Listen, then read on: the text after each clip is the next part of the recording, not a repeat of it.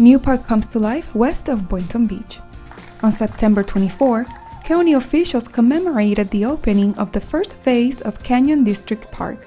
Phase 1 was 3 soccer fields, 1 mile of pathways, and 13 fitness stations that we have across the whole Phase 1. The park also features 2 group picnic pavilions, a concession building, LED lighting, and reclaimed water systems. Phase 1 was the support portion to start Phase 2. Phase 2 is expected to move forward by the spring of 2023 with the development of additional baseball and softball fields with batting cages, concession building, destination playground, picnic pavilion, and additional parking and restrooms.